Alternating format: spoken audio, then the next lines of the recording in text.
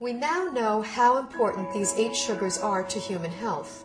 The problem is, only 2, glucose and galactose, are readily available in our modern diets. A fraction of these other 6 sugars can be gotten through diet, but modern agricultural methods, food processing, widespread use of toxic pesticides and chemical fertilizers have all but eliminated them from our food supply.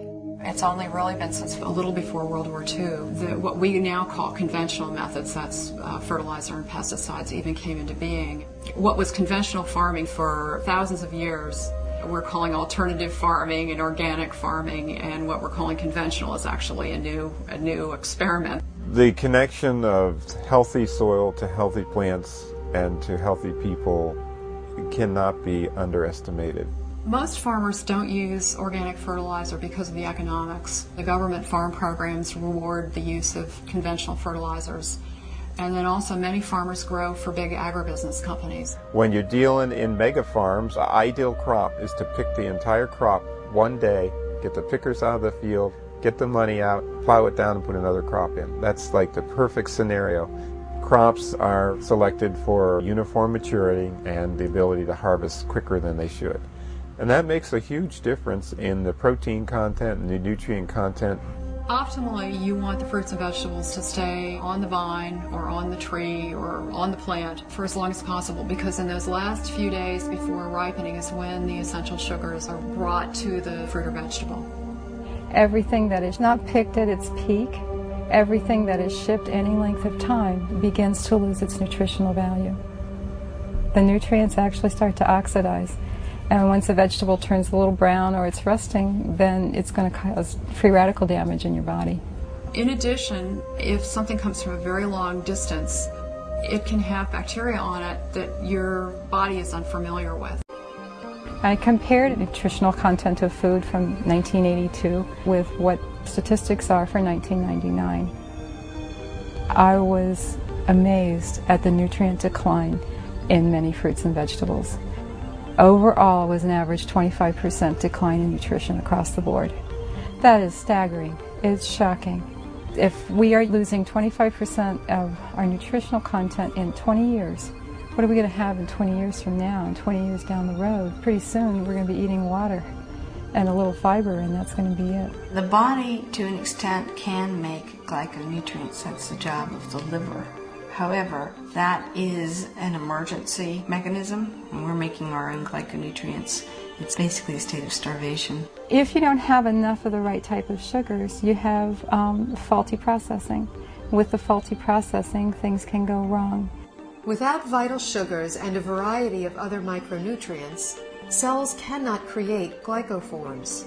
The result is a breakdown in cellular communication and immune system response.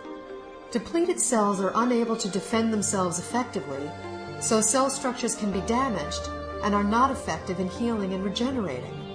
In this weakened state, cells cannot communicate effectively, compromising the body's ability to identify problems.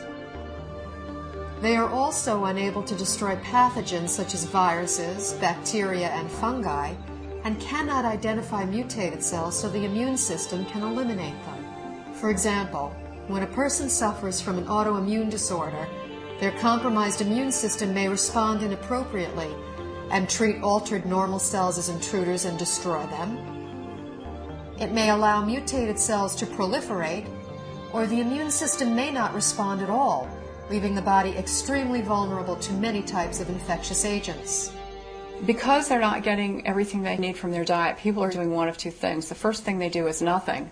And many people are ending up with chronic diseases, or they're getting sick more often. Their health is somehow degraded as a result. And other people are using supplements, including supplements of sugars. We need to eat the right foods to make the right structures to have optimal health. There's a break in the link here because we can't get that food anymore in today's modern diet. Therefore, there's a need to supplement with a type of nutrient called a glyconutrient. When I first learned about these glyconutrients, the concepts made sense to me, but I was very skeptical about using them. It seemed like there were a lot of people making claims that it could help with all different sorts of health conditions. And anytime I see that, I throw my hands up and I say, this can't be true. The big shift for me was seeing how many different countries were researching this. The University of Oxford have their own Glycobiology Institute where they were studying this as early as the late 1980s. Countries all over the world, Japan, Germany, Switzerland, Finland, New Zealand, Australia, were looking at these nutrients and their clinical application, as well as in the United States at Johns Hopkins, MIT, University of California, Irvine. Once I realized how crucial these supplements are for human health, I felt compelled to offer them to my patients in my practice. When I started with the patients with the most serious health challenges that I wouldn't be able to help previously, the results that started coming in were amazing. We just started to see people gain their health back. I had a difficult time getting through the day. I had very low energy, and I was not in very good health. I started on a glyconutritional program big time. Now I don't have a pain in my body. I don't have any restrictions on my capabilities. I feel younger than I was at age 69, and I'll be 79 in a matter of days. Since the time I was 17, I was always on medication and nothing was working. I just started to resign myself to being this sick adult. I took these glyconutrients and it's changed my life completely. I'm on a road of recovery where I feel I'm more alive than I've been in over 10 years. It was to the point where I prayed that if my pain doesn't go away, I just want to die.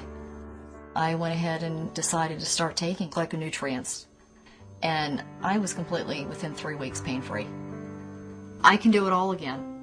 I feel like it's been given back to me, and that's what I'm thankful for.